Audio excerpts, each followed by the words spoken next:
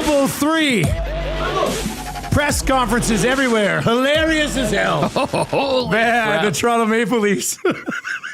If you missed it, if you didn't see the beginning of the Leafs presser today, Steve Simmons basically sits down in front of Pelly Sundin and John Chaika and says, I have talked to 20 people around the league, and all but one of them claim that he is a con artist, a liar, and a salesman.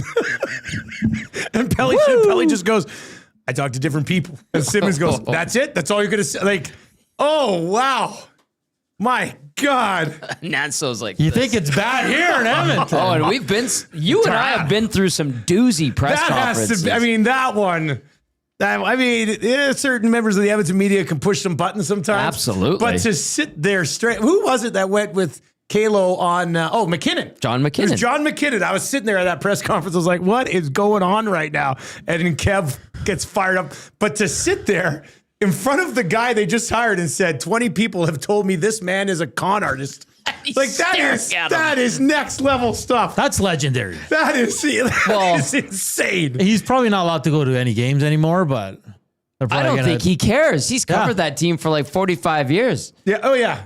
Yeah. Like you probably got to strip his media pass after he sits in front of the GM. Like, to me, that's a veteran guy who's like, this is my last one. I don't care. I'm going at him right now. Yeah, I don't know where that one goes. I cannot wait to beat that clip to death tomorrow morning on the show. That's a guy who doesn't give a you know what. And we have his colleague on EST Afternoons today, so it'll be interesting. Who you got, Tragos? Terry Koshan. Oh, Terry. Okay, yeah. Okay, good. So I'll be you gotta interesting. know, like, what's Steve? And Terry's very honest too. Oh yeah, I mean, a lot of them are. Like, yeah. So the hiring of Chaika is not going over very well in Toronto. But you got, because Tom had it on, we were all watching it for about a good 10 minutes, and Matt Sundin looked so, I don't know if flustered's the right word, but he looked almost like, what did I get almost bewildered. A little scared. Yeah. Like, don't ask me anything, please. After that Steve Simmons question. Steve Simmons makes things fun sometimes, doesn't he? Oh, boy. That was awesome. I enjoyed that thoroughly. Oh, it's fun to sort of just sit back and watch another market. I get it. I get it now. Wait a second. Is that what we look like? Yes. Sometimes. Toronto shows today are going to hit all-time highs after that. I'm not even sure Jacob will be the GM by puck drop. They might have to just be like, sorry, on to the next one. Oh, boy. We made a horrible mistake. God. I just don't understand how that guy is the number one candidate for maybe the most sought-after GM job in the entire league. I was very, very bewildered by that. And Pelly said they interviewed 27 people, and he that was landed the on best that. guy. Yeah, well, I also think they interviewed somebody who owns 57 McDonald's restaurants, somebody who owns 48 Dairy Queen restaurants. They interviewed Kyle Furby, who owns 21 Popeyes. Nice, Ferb. They were all in the mix. Nice, They Ferb. were all in the mix. Okay, well, that's... Oh, boy. That's something else. Well, you know the Leafs are in trouble. Yeah. And Huss had a great clip at the end of the Lock Shop troll text and goes, man, Huss's bacon mushroom melt shake and take was so good. I said, you got one hot take on the Maple Leaf situation because we were running tight for time. Yeah. He goes, well, I'll just say this. If John Chaika was such a good analytical man, why was the bacon mushroom melt only available for 7 weeks of the year? He goes, that is your star player. You're playing him for 11 minutes a night. And if anybody knows, look at Benny always does recycling right here when we're right in front of him. So you see it. I see what you're doing there, Benny. It's tact, and I respect You're it. still Well not. done, You're young still man. not going to win that $100. What? But look how full it is. Look at obnoxious noise. Anyway, Well done. Good job, Ben. it's worth checking out. Go check out the Leafs.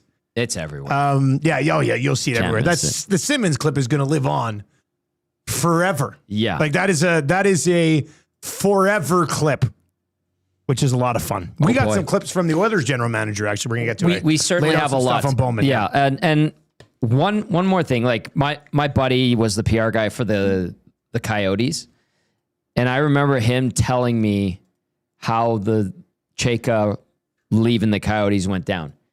He went in early one day or late one night, packed up his stuff, and just didn't show up again. It's exactly what a con artist would do. Just left. I mean, that's a con artist move.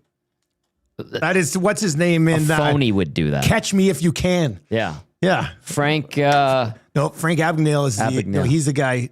Yeah, that's him. Yeah. Yeah, that's him. Great movie. It was a good movie, actually. Yes.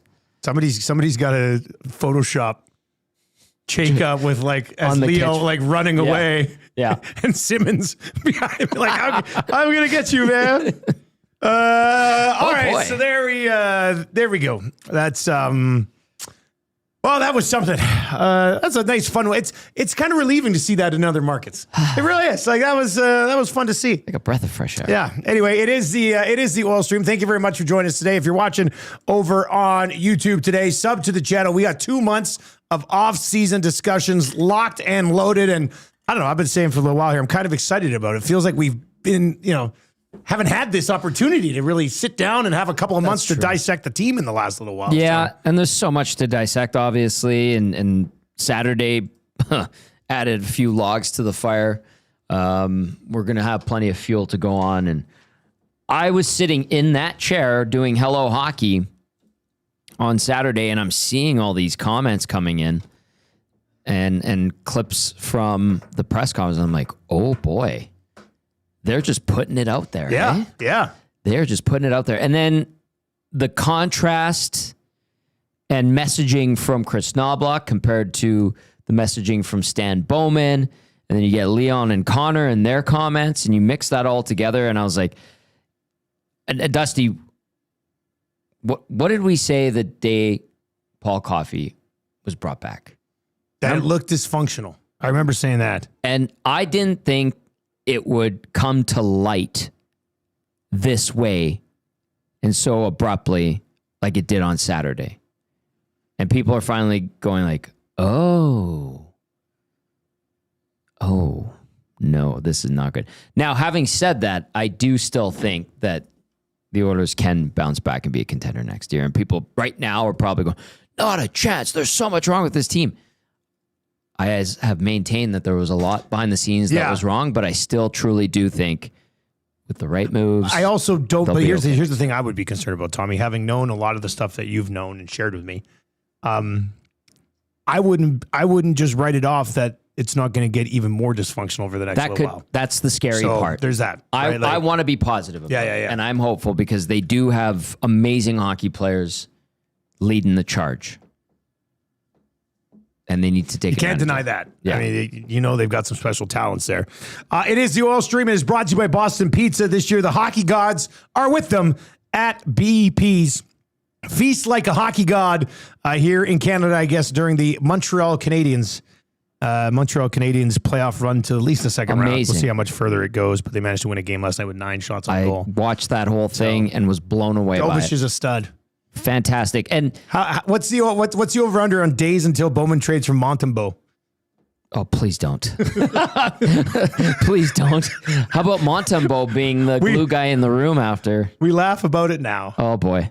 Oh boy. But the Habs got Fowler coming up in the American League too. They do, and he was dressed Montembeault could be Montembeault. had for cheap. He could be had for cheap.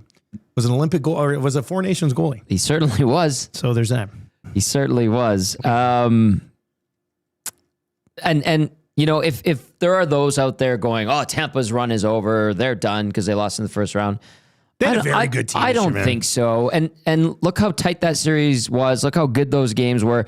And the winning goal yesterday, that was like just a great play. It was Kerfoot. Newhook, pardon me. I always get those two Newhook behind confused. the net. And he scored a street hockey goal. That's not on Vasilevsky. That was just a great The old play. bounce from behind Bounced the net. it in. And that was the difference. If anything, you'd be like, how did Kucherov not get more offense and Point get more offense and Hagel? But that was a tight game, an excellent playoff, like an epic playoff series and an epic game 7. And I'm not looking at the Lightning today and going, they can't get it done. I think they're going to be back in the mix next year. Well, I think we have to remember who they didn't have as well. And what was interesting was that just a second, put some guy in a timeout talking trash about the city. Oh, yeah. Get rid of him. Anyway, so no Hedman. Right. And I saw a lot of people on Twitter, actually, I don't know, like over like crazy Bolts, or maybe, I mean, they're more familiar with Tampa Bay than I, but a lot of people are like, you got to get rid of Kucherov and Hedman. Like now's Why? the time. And I'm like, oh man, well, Kucherov has been a dud. in the playoffs for the last like 4 years. 3 goals in his last 33 playoff games, 0 points in his 7 career game 7s, which is not a goal. But Tampa's got a good team. Cooper's not going anywhere. Don't have to worry about that, I think. All right, 780-218-9999, 780-218-9999. I do have Bowman on McDavid and his future. Bowman on how do you improve the roster? I think Reed asked a great question. How do you improve the roster when so many guys have no movement clauses? And so we'll hear his answer on that. And then I've got, who else? Bowman on the goalie situation. An area he would like to improve. So we'll get into that as we work our way through this show as well. But you can text us anytime, 780-218-9999, 780-218-9999. And we are going to get into your Popeyes spicy headlines here in just a moment as well. But yeah, you must have been sitting here watching the comments coming out during Hello Hockey on Saturday. Oh yeah, be like, what is going on here? And it was happening. People were like, "Can you guys run the press conference?" And we didn't. We literally didn't have enough time to like get it and put it out there. So we were reading stuff and kind of putting it out there as we were going along. So, yeah, let's dive into. Well, let's get into it. It's your Popeyes spicy headlines. Popeyes last year they did Ben Stelter Day. This year they're doing Ben Stelter Month. Yes. They've created these limited edition Ben's Day cups, good quality cup, very much like the Jersey cups they ran out in the playoffs a couple years ago. This will come with Ben's Meal, which is a 3-piece tendies, fries, mac and cheese, sauce, and a pop for just $14.99. Yeah. Or you can just go in and purchase the cup. $2.99 on its own. $1 from every Ben's meal or collector's cup sold is going to go directly to the Ben Stelter Foundation. And then on Benny's birthday, May 27th, they'll be donating all net proceeds, hoping to raise $50,000 to the Ben Stelter Foundation. So huge shout out to Furby and the crew, Jared, everybody over at Popeyes for another great push here for Ben Stelter Month. The headline, of course, is Leon Draisaitl claiming the Edmonton Oilers have taken big steps back, and Connor McDavid agreeing with him. And I think not just Connor McDavid agreeing with him, I think every fan in the city agreeing with what Leon Draisaitl said. It had to be said. Sometimes in a lot of those positions, a leader on a team is not going to say that, but he did say that, and I was very impressed with Leon's availability. So was I. I like the notion of not hiding it. Just put it out there. And what it does is put the pressure on the management team to get things right. I think to a certain extent, to the owner. Yeah. Because there's so many questions. These are your guys. Like, these are your big boys who are saying we're taking a step back. Like, and one of them could be gone, as Leon said, in 2 years or less. You better figure it out, and fast. Now, it could happen. Will it happen? Time will tell. But the candidness was great because they're both. Leon's 30? Connor's turning 30 in January. It's go time for these guys. Exactly. Right? They are entering, whether they'll still be amazing or not, and they very likely will be for a few more years, but they are entering second half of career territory. That's right. And right, like, it's time. These guys should sit out there and go, hey, guess what? We've taken significant steps back. Well, how much did you read into the fact that Leon said the 2024 team was our best team? We had Fogle, we had McLeod, we had Ceci, and I know Oilers fans, when he mentioned Ceci, a lot of them would have been like, but Cassian always made a great point. Matt Cassian was always like, you need veteran guys like Ceci in these roles. But what did you think of Leon going as far as saying, we had these guys, they're no longer there. Mm-hmm. The current management team moved those guys out. Well, Jackson was around for all of the dismantling. Oh, yes. Do you read, what should we read into that? He's right. The quality of players that they had when it came to the depth was better than what they have now, obviously. We can try to BS ourselves and say that, Kapanen is middle six guy. Really, he shouldn't be. I don't want to take away from Curtis Lazar, but there's a guy that's kind of a 13th forward. Trent Frederick has been bad. There's no other way to describe it. As much as he got better after the Olympic break, he's been bad as an Oiler. That's a step back. That's a weaker roster. Does it sting because you're bringing up old guys that they basically walked away from? Yeah. And let's not kid ourselves either. After those playoff runs, there was a lot of discussion about getting rid of McLeod because he wasn't tough enough. Oh, yeah. Fogle Yeah, was yeah. a healthy scratch late in the postseason. Why would they give him $3 to $4 million, even though he was coming off a career year? Cap space was tight as well. The CC trade, that didn't have to happen. Because remember the Broberg Holloway thing? Yeah. They could have kept CC. They could have kept CC when they let those guys go. They downgraded CC for Ty Emerson. I thought they moved CC to free up the cap space to match on those Correct, guys. but that wasn't the case. Letting Broberg walk and not keeping Holloway and matching him, that's obviously a mistake. Especially when Holloway semi-popped in the playoffs that year. He had 5 goals in the playoffs. He that did. Year. You know, like you're starting to look like. There was actually, you know what Holloway was looking like? He was looking like the player he's become in St. Louis. Absolutely. If you had him on the left wing with a Podkolzin who has earned his keep as a top 6 guy on this team, he's found a home alongside Leon Draisaitl, which is great. If you had Holloway as well, how much better would your forward group be? Quite a bit. It wouldn't always force Ryan Nugent-Hopkins to play top line left wing. He could slide down on the roster, which might be a beneficial thing. So what Leon said was truthful. It might hurt, but there was a lot that happened back then that a lot of fans wanted CC out. They wanted to upgrade on him. I don't blame them. I was talking about that as well because he got sat late in the playoffs. Fogle, why are we going to give him that much money? He's got to walk.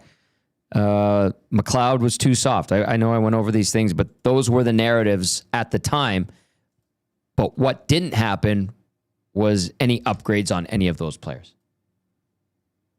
And now we find ourselves talking about an Oilers team that got bounced in the first round. And I do think injuries played a huge factor. Fatigue, emotional drain, brain drain, whatever you want. I think that was a big part of it. That's why I still have faith that they can be a contender again next year.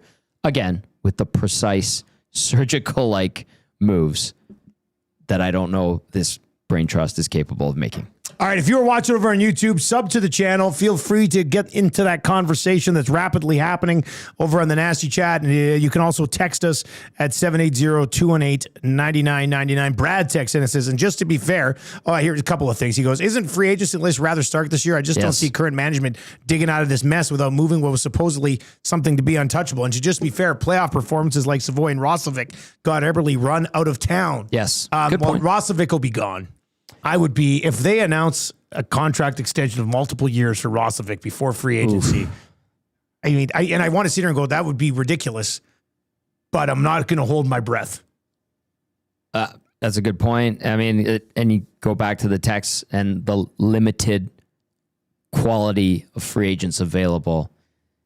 But remember we were saying there was a contract, or they were talking contract, and 4x4 wasn't going to be enough to get it done. Yeah. Yikes. Well, I don't think it's he not, deserves then any it's more. not getting done here. Yeah. And 4x4 ain't getting done anywhere, I don't think, with Roslovic. I have less concern about Savoy right now. Savoy's he was a rookie to his NHL career. Like, yeah. Did it get tough in that playoff series against Anaheim for him? Sure. But I think next year in the postseason, he'll be better. the only concern that I would have, and I am big time in Matt Savoy's corner. Yeah. Is that he did get phased out of that series a little bit, and that wasn't even a real playoff series. Like that was just 6 regular season games, in my opinion. Yeah, like it did not look anything remotely close to any of these other series that we're seeing anywhere. Like that's fair, but I hope him being the amount of skill he has, and the way he thinks the game, and just his like attitude, I think he would learn from that and improve and come back better in the postseason. Oh, for sure. Yeah. No, I have faith in that. He's a rookie. This is not Jordan Eberle, who was how many years into his career? Like 7 or 8 years into his 2017, career. so he would have been 6 or 7 years in. There you go. Yeah. So, yeah, it's different. Completely different situation. And Savoy's going to be he has to be a big part of what they got, continuing to build here. Library Pat and Poop Stains, both some text messages. Library Pat says, Tommy Gazzola, I know you can't go into detail about dysfunction, but how much worse has it become since Holland was moved out? Worse. I think what Ken Holland was very good at was protecting the hockey team and being able to shield it from outside influences and noise to a certain extent, trying to get their way in. I think eventually the shield took enough damage and ultimately failed by year 3 or late in year 3. And then by the 4th or 5th year, he was a lame duck GM. But Ken Holland did some good things in making sure the team functioned like a professional hockey team should. And he could only hold the fort for so long before even he wasn't able to. So, yeah, it has gotten worse. And I think, yeah, listen, I like Jeff Jackson. I think Jeff Jackson is a really good guy. I've liked him for a long time. As a person, I've known him longer than his tenure as a member of the Edmonton Oilers. I think he's a smart hockey guy. But him being able to manage all the outside influence in this market with this team compared to a Ken Holland, I think is much different. I think it comes from the experience they had at the position. Yeah. Coming in, right? Yeah. And I'm not trying to knock Jeff. I just think this market is an animal unlike any other. And I know he was with the Leafs, but in an assistant GM role. But you've got a lot of crazy crap happening in and around this team. Some of it, a lot of it's internal, and then some of it's external. 780-218-9999 is where you can chime in. That's your Popeye spicy headlines. We're going to dive into what Bowman had to say here. But that was the spicy headlines were obviously Leon Draisaitl's comments and very strong comments that he made on Saturday. All right, I've got Bowman. I've got a bunch of different Bowman stuff. Let's see here. We've got Bowman on. I got Bowman on the roster and how to improve it. I've got Bowman on the goaltending situation, and I do have Bowman on the urgency of Connor McDavid having only 2 years. Let's start there. Let's start Bowman on Connor McDavid and his future with the organization. Here's what the general manager had to say on Saturday. Well, I think just looking at the way the team played, I think that it was one of those years where we were average for a lot of the year. I think the way I took that comment was in previous years, we've had stretches where we've been able to really get our game going and dominate and win 5, 6, 8, 10 in a row, and also have some losing streaks. This year was strange in the sense that other than, I think, twice, we never won more than 2 games in a row. I think we did twice. We won 3 and 5 in a row. And we never lost 5 in a row either. It was really one of those things where we kind of stayed right around that midpoint all season long. So from that perspective, it was a strange year. It wasn't something that we were used to, and it wasn't what we wanted. We wanted to try to find our game. And I think when you listen to what some of the players said, I agree that we weren't able to ever get our momentum during the season to establish that, I guess, swagger that you need in order to be able to overcome adversity that you're going to face. Like Anaheim was sort of the opposite. They had multiple 8 and 9 game winning streaks and then winless streaks. So they were a team that was able to get hot and then really struggle to find their game. Obviously, when it came down to the series, they were able to find their game quickly. We weren't able to do that. So I think that was an accurate portrayal of our year. And it kind of goes back to the start of the season. We never were able to really get our group together. If you remember back, Hyman missed the beginning of the year, and then Kapanen got hurt, Wallman got hurt, and then when they came back, Nuge got hurt, Roslovic got hurt. There was every time someone was coming back, someone else was getting hurt. And that's probably common to a lot of teams, I would say, where we're not unusual. But we only had a couple games all year when we actually had our kind of full group. And then we made the additions at the deadline. We're looking like things were starting to trend in the positive direction. Then Leon gets hurt, and then other players get hurt. So it was, and we finally felt like starting of the playoffs, we were going to get some health, and then other guys got hurt. So it was just a year that was a lot of, I guess, stops and starts. And that all adds up to feeling like it was just an average year. And, I think for those reasons, I understand kind of what he was trying to say. I think I do. And, we felt the same way as well. All right, so there you go. That is Stan Bowman. I mean, basically using injuries as an excuse as to why they're average all year. He listed off an stretch of injuries through the entire season. They did have them. Yeah. Like to an extent, it's valid. I'm not going to disagree with that because like they were hurt, but they also didn't have a really strong roster either. He was talking about the winning streaks or lack thereof. I think that's more important than the injuries. Dusty, I think this team was worn out like the whole year, and the injuries didn't help, but they didn't have good enough supporting players. That's his job, to bring in the right supporting players. When this team got a spark was when they brought in 2 decent NHL players from Chicago. Also a concern is the fact that he only trades with GMs that he's worked with before. Dale Talon was another one that he would kind of trade a lot with. Yeah. He's factual in the stuff he said. Yeah. I don't disagree with that. But he also put this roster together and molded it to be a mediocre team that couldn't get over guys getting 1 or 2 guys being out for significant stretches of time. That's a concern. He was asked about improving the roster by our very own Reed Wilkins. Basically, Reed was asking him, how difficult is it to improve the roster when you have, some contracts that are tough to move and then, some no movement clauses as well. Here's what Bowman had to say about that. Well, there's a couple different ways to improve your team. It is through, you can make trades, you can make signings, or you can have younger players ascend into the lineup. So I think we do need some new players. I don't know if we're going to have a dramatically different roster next year. I think sometimes just a few players can make a big difference, whether that's through a trade or a free agent signing or a younger player getting an opportunity.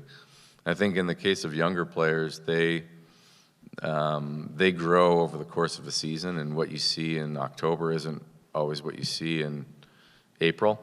And I think Matt Savoy was a good example of that. So I think there's a couple different ways your team's going to look different. Like, we're not going to have the same group of players that we have as of today. We're going to have some new faces. Who they will be or how many they will be, it's a little bit too early to tell right now.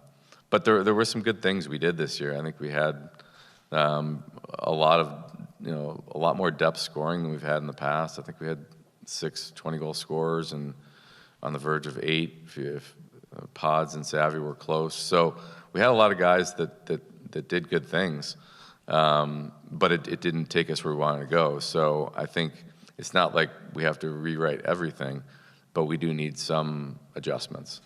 All right, so there he is on the roster improvement, saying he does not expect to have a dramatically different roster, and then added that 1 or 2 guys could make a significant difference. So does that sound like tweaks to you, Tommy? Like, sure, but I would like to see the right moves, and those could be significant. But it doesn't necessarily mean a superstar player. It means you get a guy that's a really good third-line player that complements the top 6 and takes away some of the burden off of them. I think that would be a significant move if you get the right players. And listen, I know we joke about him, but you get Janmark back healthy. That bum shoulder had been bothering him for a long time.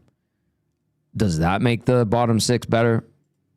Some would probably argue no, but there's a competent NHL player. I'm encouraged by Josh Szymanski, But I don't know what Ike Howard will be next year. But him saying it might only be a couple of players, I don't necessarily disagree with. I think they do need a couple of improvements at forward, two new guys, and I think they probably need one or two better defensemen. So 4 guys, and you can find those guys. Doesn't have to just be in the off season, as we've seen, Dusty, throughout the years. You can improve your team during the season. Other teams have guys fall out of favor, or play poorly, or something doesn't work out. And if you have a good scouting staff, you can find those guys and pluck them from those teams, and they're a better fit with your team, and they improve you can do that. Your team evolves from day one to the end of the season, and that's doable. So can this guy and Jeff Jackson make that happen? I don't know. But I do agree with him that it probably is just a few players, the right players, can get this team back to where it needs to be a contender. The right players that you can fit in for 16 mil? You think that's going to be the... Well, I mean, let's see what happens. We talked about it with Pegs a little bit. Like, what happens with Darnell Nurse? We don't know. But I was told that it's something they would explore in the offseason. We'll see. We'll see if that happens. That's why I called it moves with surgical precision. You don't have to blow this up. The bones are there. The bones are good.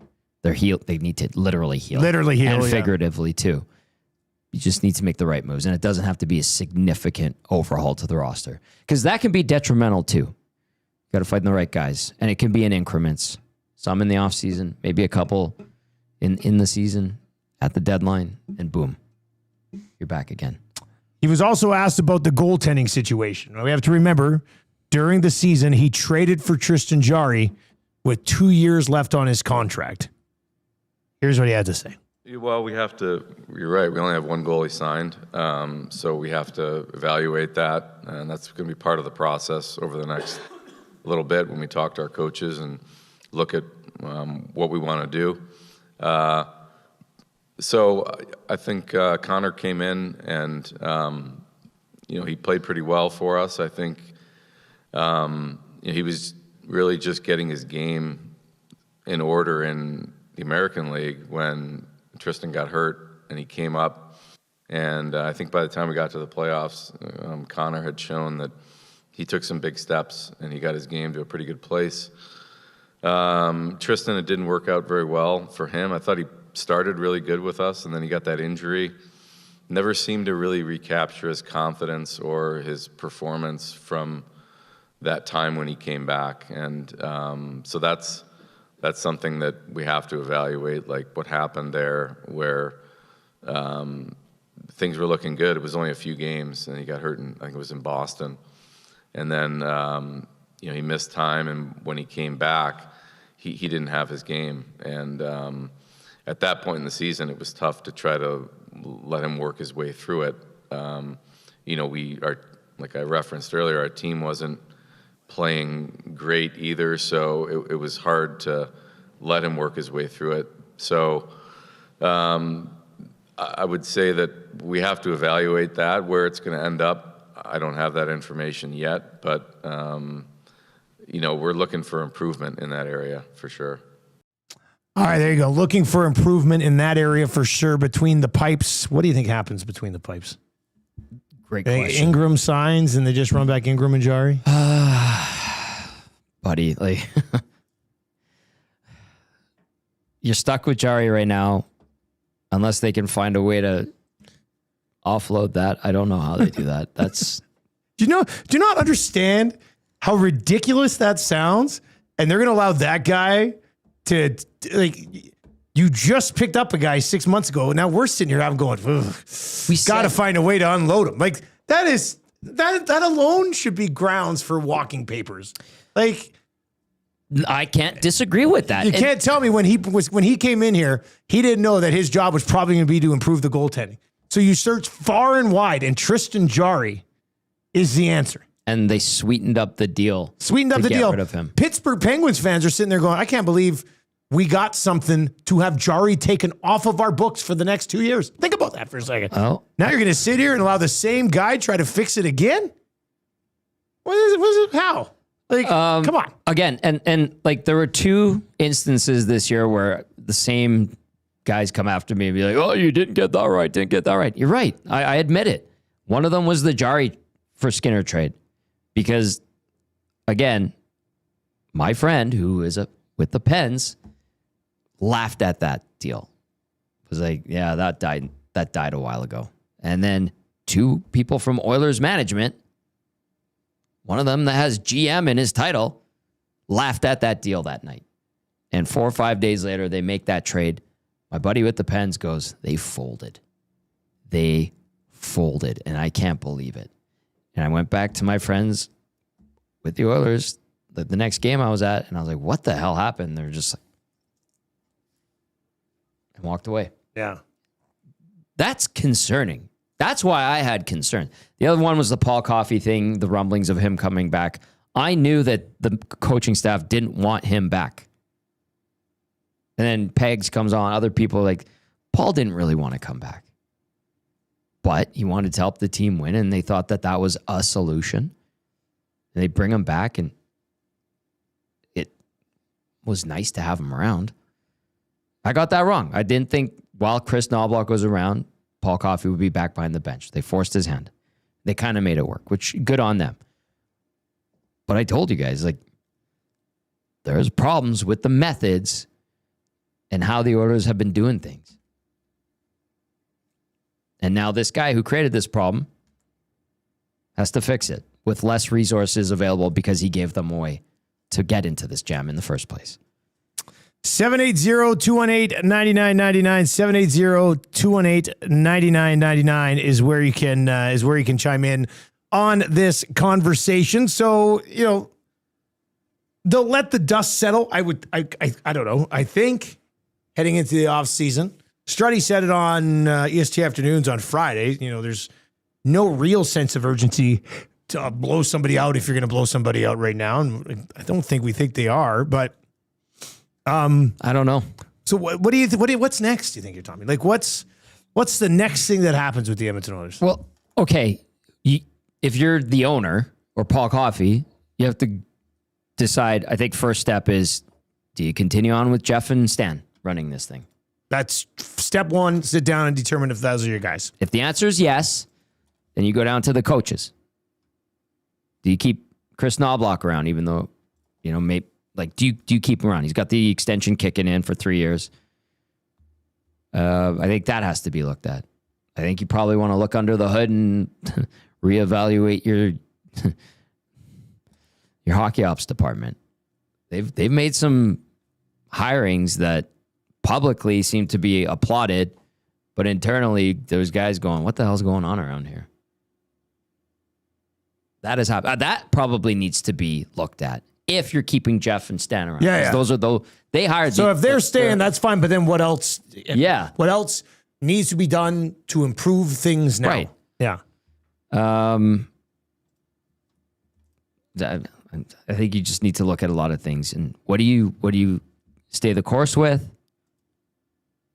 Where do you remove some areas of deficiency?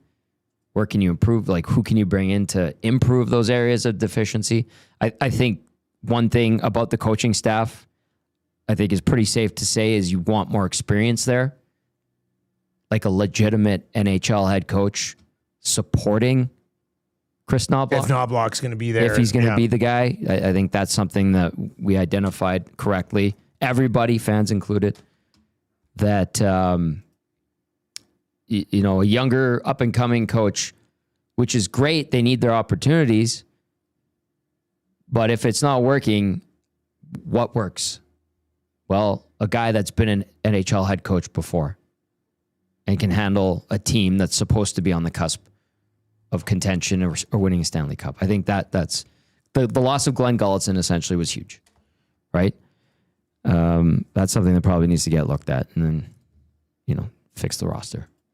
All right, 780-218-9999. Let's dive into the numbers game for Play Alberta. Go to playalberta.ca/EST for more information. They are the title sponsor of everything we do here all day long at Edmonton Sports Talk. When you play and bet with Play Alberta, you give back to Alberta. That's because it's the only app in the province that puts all revenue directly back into supporting programs and services that Albertans rely on every single day. So next time you place a wager on your favorite team, know that you're also making a difference across the province through Alberta's General Revenue Fund. Visit playalberta.ca/EST to learn more.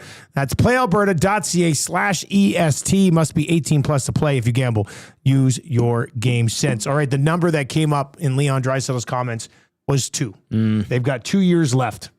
And then he says, God knows what happens with Connor McDavid. He's got 2 years left. When you got the best player in the world, how can you not be in a mode to win it? Tommy, if this upcoming season goes and finishes the way this season did, Gone. Is there a legitimate, next offseason, we got to be talking about a Connor McDavid trade? Is that what's... If that scenario plays out and we're here discussing the same type of year this time next year, you and me, I think he's probably leaving. They didn't really hide it on Saturday. Now, they chose their words carefully. They chose their words carefully, but... That could happen. If you're Connor, you just gave these guys a beautiful gift in extra cap space to keep the best player in the world around to get this done, put you over the hump. And if you're losing in the first round,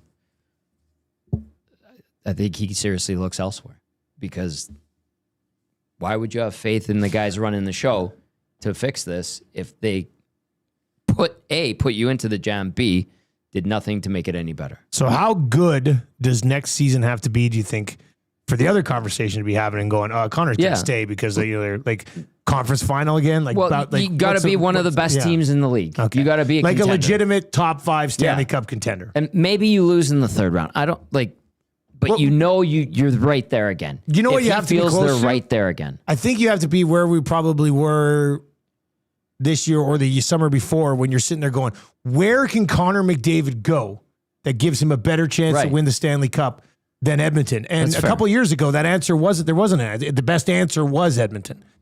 But as the cap continues to go up and more teams have an opportunity to spend, and if they're careful with their cap space, there could be some really good teams who all of a sudden in 2 years are like, actually, we have a better chance of winning the Cup than Edmonton, and we've got space for you, right? So you got to be extremely careful with your cap space over the next little while here. I think he's saying, show me. With that contract, he says, show me.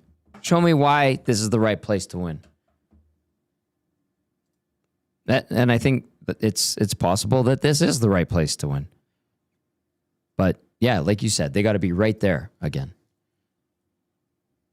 What say you? 780-218-9999. I'm going to sit here and say that we're glazing Connor and Leon on more. Let me read this text. It comes in from SJ and the Coonies. Kind of a different view of what we saw over the weekend. It says, the one thing I don't like about Connor and Leon's comments was the regular season discussion, suggesting that the team needs to realize it's important. In my view, they were by far the worst culprits.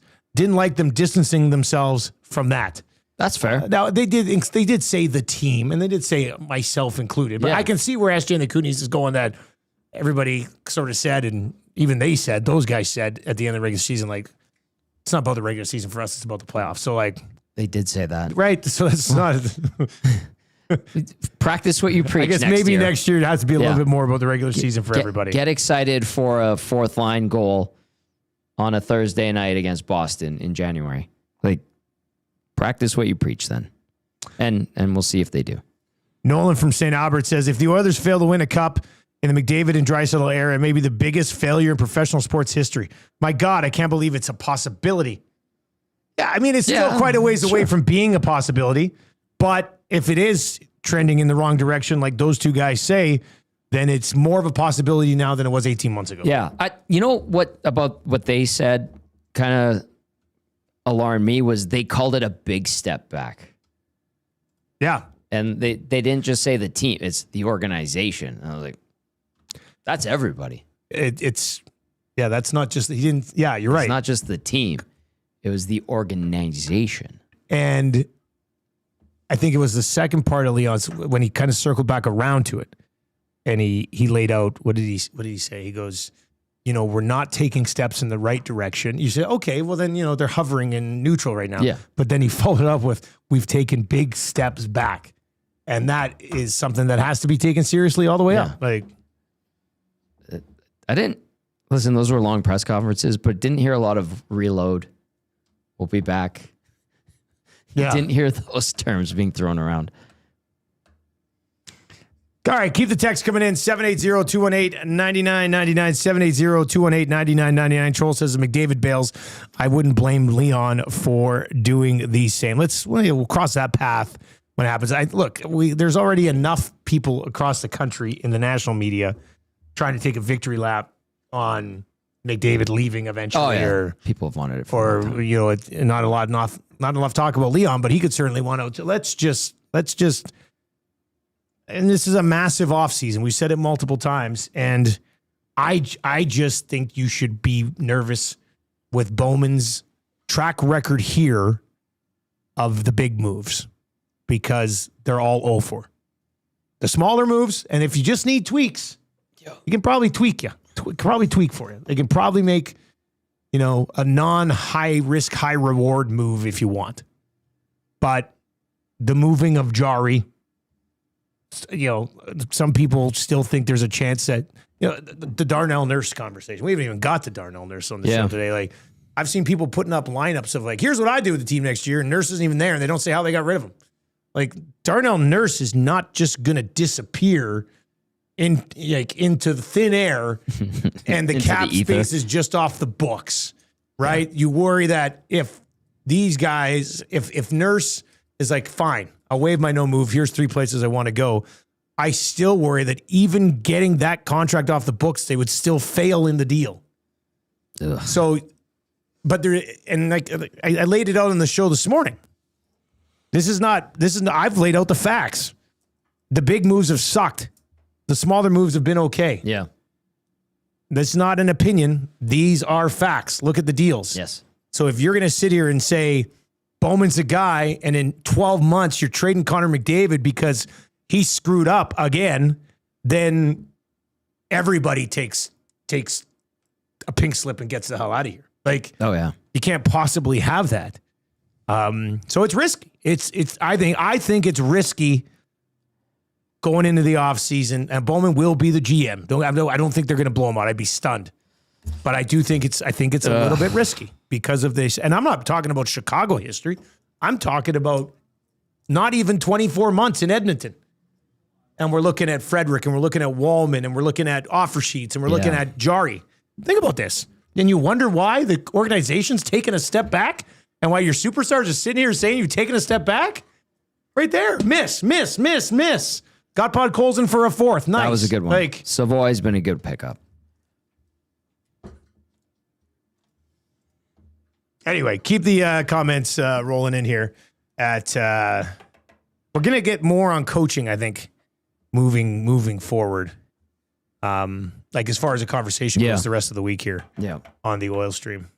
But if you really need a good laugh today, go back and watch the Toronto Maple Leafs availability. As soon as I'm done here, I'm going back and I'm watching Simmons. I mean, it's a clip on the Nielsen show tomorrow, 100%. Yeah. He's a con artist. He's a liar. Sham. And he's a salesman. Yeah. Tough look. Oh, and he's sitting there staring at him while it wasn't even a question. No, it was a statement. It was a statement. Straight up statement. And then, Keith Pelly's like, well, we talked to different people than you did. If you have GMs or executives in the league, and you as Steve Simmons said 20 of them, and 19 had negative comments, and 1 endorsed Chayka, that's scary, man. I hope it was Bowman so he can message Chayka and say, I was the one who said nice things. You're going to take Nurse.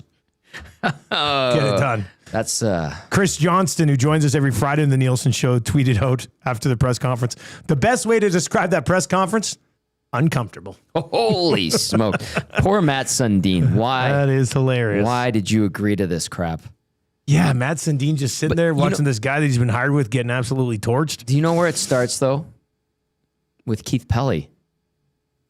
I think he's had 3 or 4 pretty bad press conferences.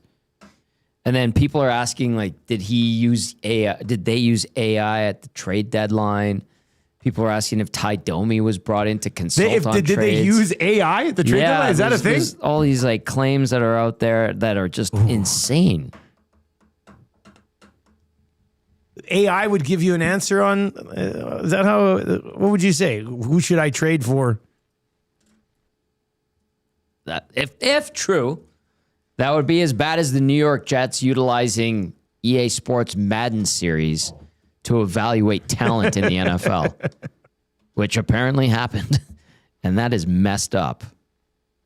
I just typed in to the AI thing on Google, should my NHL team trade for Tristan Jarry? Here's your AI answer. Please tell me. Trading for Tristan Jarry in the 2026 offseason is a high-risk move characterized by declining statistical profile and significant contract commitment. So no, I guess. Probably shouldn't trade for him. If it took AI for them AI to figure that strikes stuff out, wow. Look out, baby. That's bad news. What's coming up on EST Afternoons, Zach? What do we got? Well, we'll dive more into the Oilers' end-of-season availabilities with Joaquin Gage, Hernan Salas, 1 to 3 right here on EST Afternoons. That's live Monday through Friday right here on Edmonton Sports Talk. And Hernan's a spicy boy today. He is a spicy boy. He's fired up. Everybody over there. Everybody's fired up. I wouldn't describe it as uncomfortable over there, but there's some We're tension. all very comfortable with the way we're feeling. Yeah, right the tension is good. day. Yeah. We thrive under What it a for day. sure. That's good. Well, we'll dive into the Leafs hirings and everything that went down at their pressers as well As with one Terry does. Koshin from Toronto Sun. We got the Screw It, Let's Do It parlay and so much to break down about the Oilers and their offseason ahead. Fun conversations continue. EST Afternoons. If you're watching on YouTube, just turn on autoplay. That'll take you right on over to EST Afternoons. If you're listening on TuneIn or iHeart, about 5 minutes, Hernan and Gage will get going. That'll lead into the Reed Wilkins Show today from 3 until 6.